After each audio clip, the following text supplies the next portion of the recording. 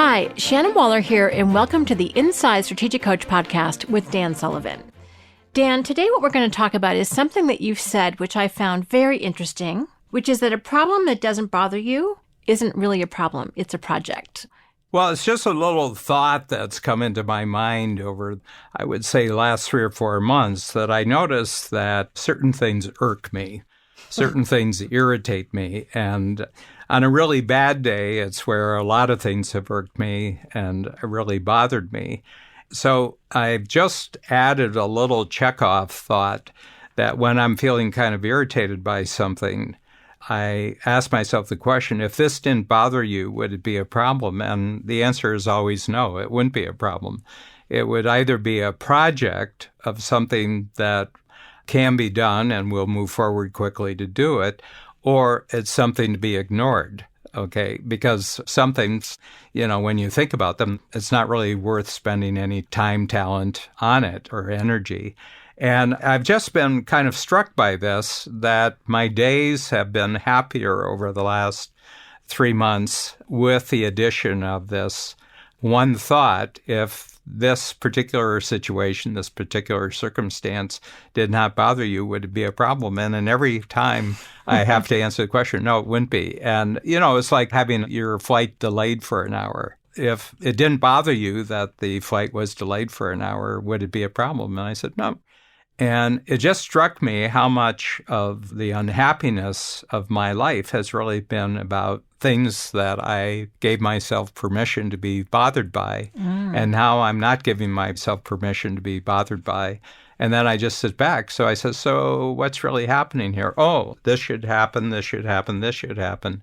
And I think what it's done is it's eliminated that wasting of energy of being emotionally negative about situations where it's strictly a choice on my part to be bothered by them. But if I say, no, I don't have to be bothered by this, then I notice that I actually gain an insight into what's happening now, or a note to self, well, next time you're in this situation, prepare for it in this way and this way. It's like an instant, what we call experience transformer. And I say, I'll just have to build some other possibilities into the situation next time if I'm in that situation.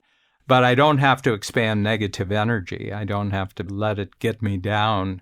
So that's just the thought, but I think there's some power to this. Well, I do too, because it also means that you're not going to, waste that emotional energy on things that you can't change or that are not within your control. If there's something that's just circumstances and you can't do anything about it anyway, other than maybe prepare yourself differently next time, don't worry about it, to use the words of our colleague, Kathy Davis. And there's so much power in that, to just be able to roll with things, to not waste emotional energy where it's not needed, or to turn that into something creative, which seems to me like a very calm state of being. I can remember whole weeks of my life, and in some cases months of my life 20, 30 years ago, where I just allowed external circumstances to bother me. And I said, well, you had a choice about that. And they said, yeah, but, it wasn't right. It wasn't, somebody did something bad and I'm being affected by it. And I said, yeah, but you let it bother you.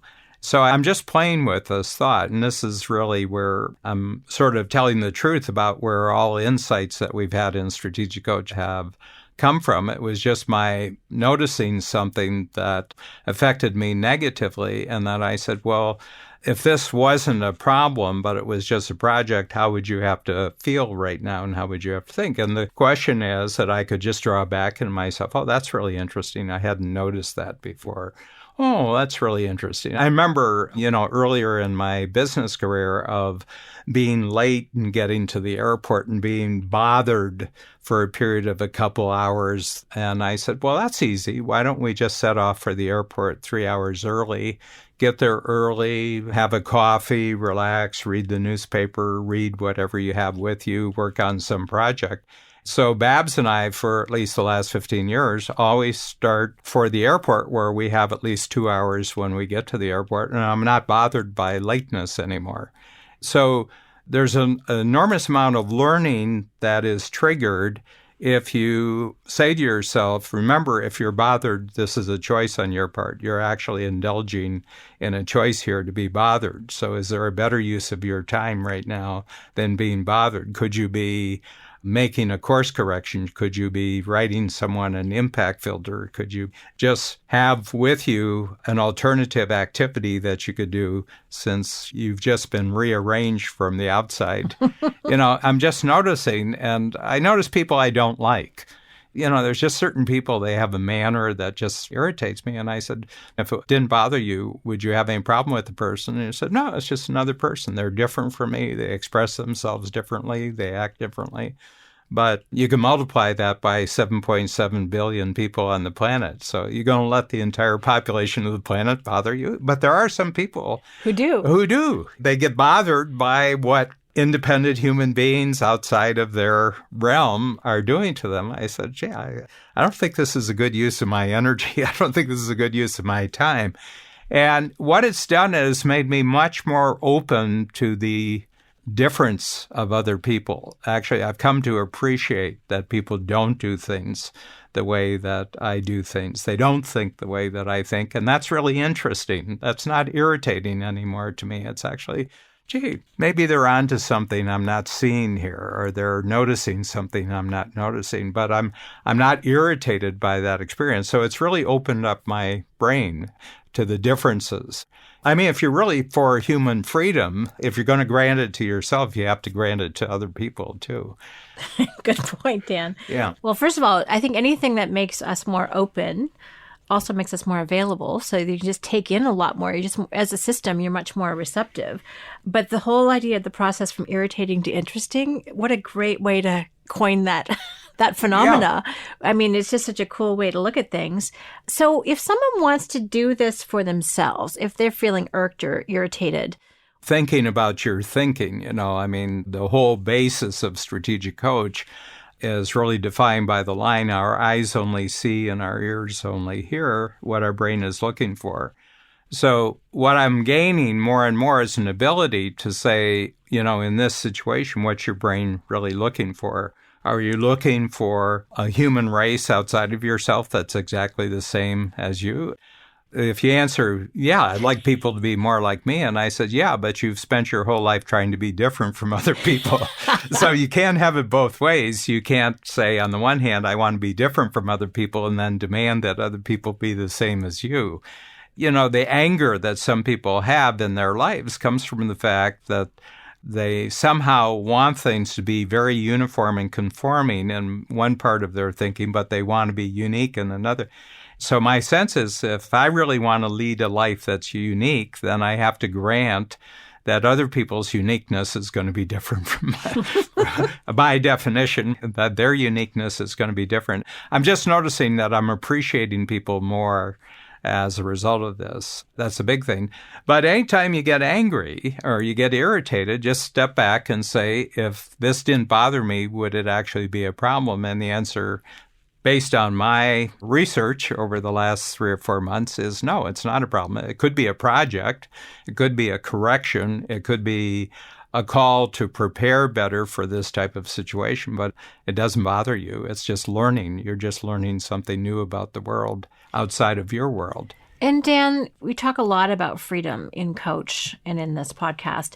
As you're talking, I'm like, oh my gosh, you have so much more freedom now. Mm-hmm. And that's kind of the goal. The goal is to be able to experience that kind of ease of being no matter where you are or what's happening. Along with that freedom that you get just in terms of yourself, but other people pick up on this fact that you're kind of interested in why they're thinking that way. And so I got a pretty wide bandwidth, being a coach. I've coached over 6,000 entrepreneurs since I started coaching personally, where I had personal interactions with them.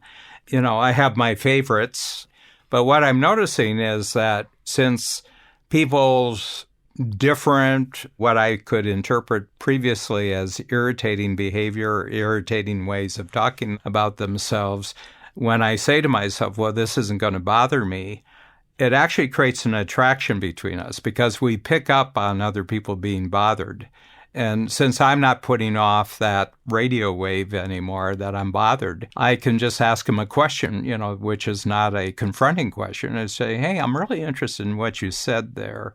How are you looking at that? And the moment I ask that question, they seem to respond by thinking about their thinking, because I've asked them a question that they could not have previously prepared for. Mm-hmm. And they say, oh, well, this is how I'm seeing things. And then I learned something brand new because I wasn't seeing things that way. So in a very major way, I'm just into learning right now. I'm learning at a rate that's the greatest of my entire life right now. And it has to do with my interactions with other people. I'm just seeing things that I just never saw before. And I said, well, I hadn't looked at things that way. What do I have to know to actually see things the way that someone else is thinking about? And then I'll ask more questions, or I'll read up on such a thing. And so I feel like I'm really winning, because where things aren't going the way I wanted them, I'm learning something brand new of a possible different way of approaching things that I didn't see before. And I think this is great for my coaching, just to have a more and more interested, broader understanding of all the different ways that people can be uniquely different from the way that I'm doing things. One of the things I took from that, Dan, is that it gives you much more room to be more curious. Yeah. And the other thing is, I'm always really clear that people, even though they may do something that's incomprehensible to me, it makes sense to them. Oh, yeah. And you've always said, and I think this is actually an important basis for this shift that you're making or have made, is that people do things for their reasons, not ours. Yes. Or not yours. You have a basic understanding or framework that people are independent and unique. But now you have a whole other way of interacting with them, which is really powerful. And I know this is something, because I'm one of these people that gets irked often. So I'm going to put this into practice for myself. So I really appreciate this look at things. And also, if something is irking you consistently, do something to change it. And that makes a profound difference in your experience. Yeah, and I think it has a lot to do with time. And this is a whole new avenue. Time is limited, and that's just a condition of being human. You have a certain number of years. The days have a certain amount of time in them, and that we get irked over other people's what we perceive to be good or bad uses of time. And I'm saying, that every time I'm willing to suspend my negative emotional reaction, I learn something new about the use of time that I hadn't seen before. I think time is the great currency for growth. Our more intelligent, more creative, more expansive use of time for ourselves is actually the key for linking up with the best possible people we could be linked up with in our life. So I think that this not being bothered by other people's different ways of doing things is actually the door that you go through to find out many, many more intelligent ways of using time, and not allowing your initial negative response to something to be anything except a signal, oh, this is something new to learn. Well, thank you for sharing your thinking. I know it will be very useful for me and for you listening. So if there's someone else in your life or your network who would really benefit from what you've learned today, why not share this episode with them? You could be a hero today just by clicking share. Thank you, Shannon. Thank you so much, Dan.